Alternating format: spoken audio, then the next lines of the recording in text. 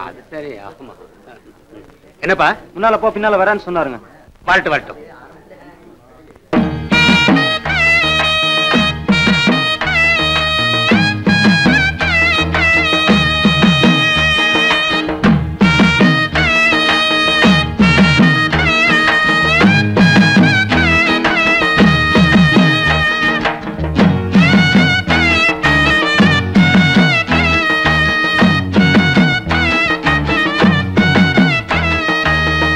என்ன குஸ்தி வாத்தியாரே, பழக்க வழக்கங்கள்லாம் மாறி இருக்கு. அதே குடுமி, அதே மீச, அதே உடை, ஒண்ணும் மாறின மாதிரி தெரியலையே. பஞ்சாயத்துக்கு யார கூப்பிட்டாலும் கையை கட்டி நிக்கணுங்கிறது ஊர் கட்டுப்பாடு. நீங்க பாட்டுக்கு வந்த உடனே கட்டளை போட்டு உட்கார்ந்தா என்ன அர்த்தம்? நான் ஒண்ணும் தப்பு பண்ணலன்னு அர்த்தம். தப்பு பண்ணீங்களா இல்லையான்னு முடிவு செய்ய வேண்டிய நீங்க இல்ல, நாங்க. மரியாதையா எந்திரிச்சு நின்னு கேட்ட கேள்விக்கு பதில் சொல்லுங்க. நாட்டாமே, குற்ற ருசுவான உருப்பாடு வேணா நான் தலை குனிஞ்சு நிற்பேன். அதுக்கு முன்னாடி கால்களுக்கு தெரியாத பசங்கள்லாம் வார்த்தை விடுறாங்க. அது மரியாதை இல்லை. சொல்லி வைங்க. என்னத்த சொல்லி வைக்கிறது? நீங்க மட்டும் இந்தாப்பா நிறுத்து. அது இல்லைங்க, அவர் பேசுறது அப்படித்தானே இருக்கு. நீங்க வேற பேச ஆரம்பிச்சீங்களா? நான் பேசவில்ல. இந்த பாருங்க குஸ்தி வாத்தியாரே, இந்த கணக்கம்பட்டிக்கார பையன் எப்படிப்பட்டவன் என்னங்கிறது உங்களுக்கு தெரியும். இவனாலேயே நம்ம பொன்னம்பலம் குடும்பத்துக்கு கெட்ட பேரு. இப்படிப்பட்டவனு தெரிஞ்சிருந்தோம் எப்படி நீங்க உங்க வீட்டுல சேர்த்து வைக்கலாம்? அதாவது நான் என்ன இந்த ஊர்ல கொலை பண்ணனா இல்ல கொள்ளை அடிச்சனா? நீ சும்மா இருப்பா, அவர் பேசட்டும். யோ, சம்பந்தப்பட்டா நான் இருக்கும்போது அவர் என்ன பதில் சொல்றது? இரு ஐயா, பொன்னம்பலத்துடைய மக கையை பிடிச்சிருந்தாலோ அல்லது அவளை கெடுத்திருந்தாலோ தான் இவர் பேர்ல குற்றம் சொல்ல முடியும். அவளுக்கு இஷ்டப்பட்டு இவரோட வாழணுங்கிற ஆசையில தானே வீட்டை விட்டு ஓடி போனான். அப்படி இருக்கும்போது அவளை விட்டுட்டு இவர் பேர்ல மாத்திரம் எப்படி குற்றம் சொல்ல முடியும்? ஏங்க அவர் பேசுறது நியாயம் இருக்குது இல்லைங்க?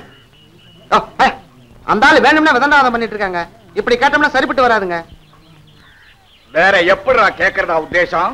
பஞ்சாயத்துன்னு ஒண்ணு இல்லன்னா கேட்க வேண்டிய விதத்துல கேட்போம். பஞ்சாயத்து குடிக்கிறாங்க. பஞ்சாயத்து எங்க பல்லுகளை உடைச்சாங்க. என்னத்தே சும்மா இருக்கிறது? முளைச்ச மூளையில விடல அவன் பேச்சாயிடும். உங்களுக்கு எல்லாம் வாயால சொன்னா பிரயோஜனப்படாது. குஸ்தி வாத்தியாரே, ஊரை பயிற்சிக்கிறதுக்கு ரொம்ப நேரம் ஆகாது. நீங்க கல்யாணம் காட்சி ஆகாதவங்க நாளைக்கு கொள்ளி வைக்கணும்னா கூட எங்களை விட்டா உங்களுக்கு வேற யாருமே கிடையாது. அதை கொஞ்சம் யோசனை பண்ணி பாருங்க. நேற்று வரைக்கும் தான் நான் ஒத்த போன வரோம். இன்னிலிருந்து இவன் தான் எனக்கு சுவிகார புத்திரன். இனிமே எவன் தெய்வம் எனக்கு தேவையில்லை. எப்பவுமே இவன் என் வீட்டுல தான் இருக்க போறான். உங்களால என்ன செய்ய முடியுமோ அதை செஞ்சுக்கங்கடா. வா மாப்பிள.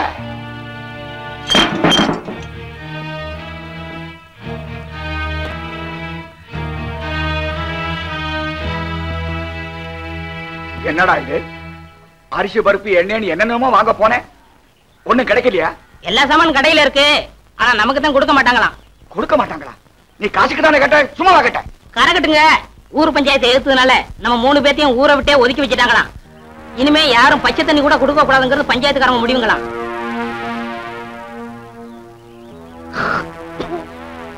நான் வைத்தியன், என்னையே நாடி பிடிச்சு பாக்குறாங்களா? மாப்பிள, இன்னைக்கு சிலம்பு எடுத்து ஒரு வளம் வந்தாதான் இந்த பயல்கள்லாம் சரியாவாங்கன்னு நினைக்கிறேன். என்ன சொல்றேன்? ஊர்க்காரங்களுக்கும் உங்களுக்கு நேரடி விரோதம் எதுவும் கிடையாது. என் மேல இருக்கிற ஆத்திரத்தை இப்படி தீர்த்துட்டாங்கன்னு நினைக்கிறேன். நான் இந்த ஊர் விட்டு போயிட்டா எல்லாம் சரியா போகும். மாப்பிள, நீ எனக்கு ஏதாவது உபகாரம் பண்றதா இருந்தா தயவு செய்து இந்த தர்ம நியாயங்கள் சொல்றத விட்டுடு. நீ ஊருக்கு போறதுக்கா நான் ஒரு பக்கம் மீசி எடுக்கிறேன்னு சொன்னேன். போய் பொட்ட பசங்க இவங்களுக்கு பயந்தா நீ ஊருக்கு போறேங்கிற. இன்னைக்கு நான் மலை ஏறதா முடிவு பண்ணிட்டேன். அதுக்கு வேண்டிய சாமான் சட்டெல்லாம் எடுத்து வை. ஆமாங்க, நீங்க மலை ஏறி ரொம்ப நாள் ஆச்சு. அதனாலதான் இந்த ஊருக்காரங்களுக்கு துளிர் விட்டு போச்சு. இன்னைக்கு கண்டிப்பா மலை ஏறிட வேண்டியதான்.